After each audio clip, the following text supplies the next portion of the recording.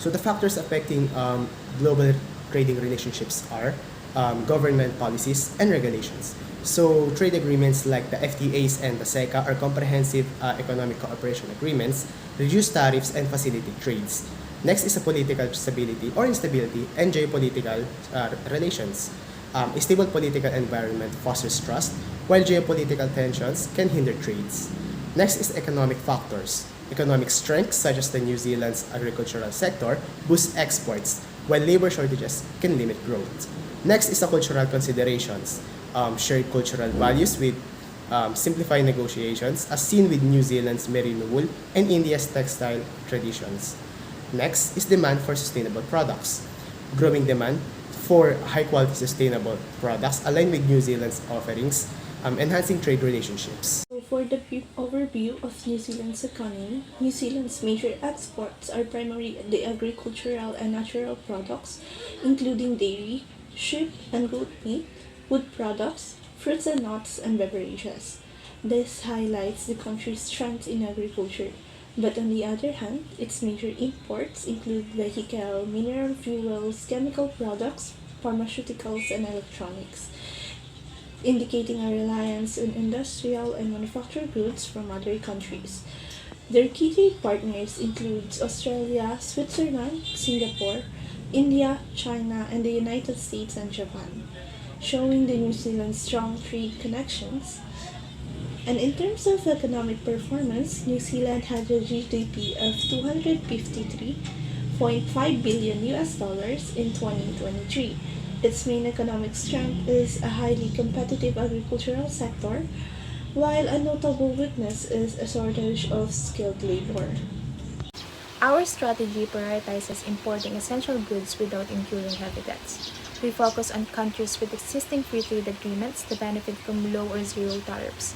We also aim to export agricultural products to balance imports by using historical data, smaller zero tariffs, and existing agreements like comprehensive economic cooperation agreements and free trade agreements.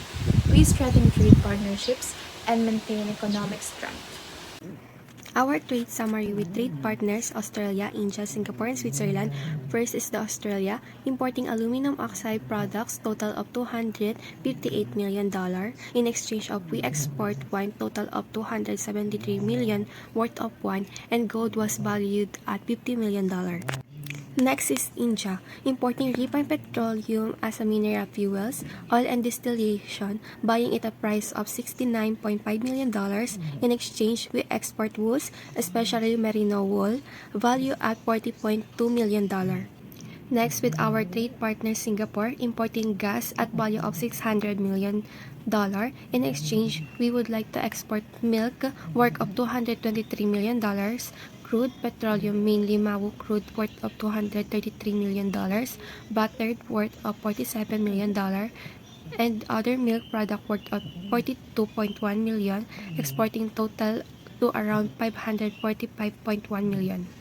Lastly, with our trade partner Switzerland, we import packaged medicaments such as vaccine, blood, anti-sera, toxin, and culture at value of $48.5 million. In exchange, we export sheep and goat meat worth of $28.4 million, fruit worth of $14.9 million, other types of meat worth of $4.27 million, and frozen bovine meat worth of $2.41 million, exporting total $249.98 million. With the condition of Australia, Singapore, and Switzerland, we use free trade tariffs, while the India would have a 5% GST under KECA. As they share cultural and historical ties, we can see the equality about the importing and exporting product with our trade partners. Result and analysis. Our outcome, trade successful with other countries. Trade volume reached about 968 million for imports, while export reached about 923.3 million. Overcoming challenges by diversifying sources, buy in bulk to save costs, use resources efficiently, build strong partnership, propose value-added deals, and consider nation to create sustainable and flexible trade agreements. Our economic impact, the economic benefits of the still include substantial revenue growth through market expansion, profitability enhancement from cost efficiency, increased innovation and competitiveness through access to new technologies and job creation that furthers and our challenges finding appropriate supplier or countries while keeping the tariffs within budget, with also culture and political consideration. With our lesson learned, export data highlights the critical role of free trade agreements in expanding market access and boosting revenue, while also emphasizing the risk of over-reliance of a specific market, geopolitical tension, and economic fluctuation, underscoring the need for diversifying innovation and strategic risk management for sustainable international trade successful.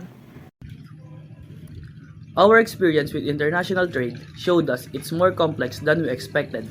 Beyond simply buying and selling, it involves formal agreements, cost analysis, storage planning, and careful negotiation.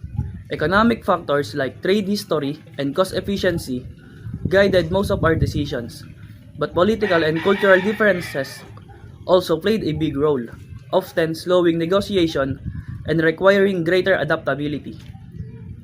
What we learned is that strategy matters.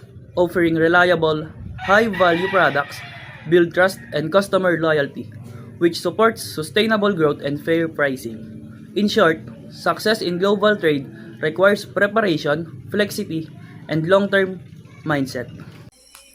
New Zealand's extensive network of free trade agreements has played a vital role in enhancing international trade and economic collaboration, particularly within the Asia-Pacific region. This agreement and partnership with the ASEAN and Pacific nations have positioned New Zealand as a proactive participant in global commerce. However, challenges such as political and cultural barriers, resource scarcity, and tariff constraints continue to affect trade efficiency and access to favorable agreements.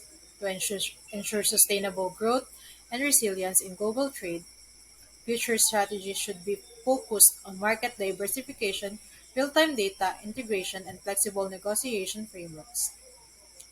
Encouraging stakeholders' participation and improving transparency will foster more inclusively and effective trade policies by aligning trade decisions with evolving economical and geopolitical trends. New Zealand can strengthen its position in the global market and achieving long-term economic stability.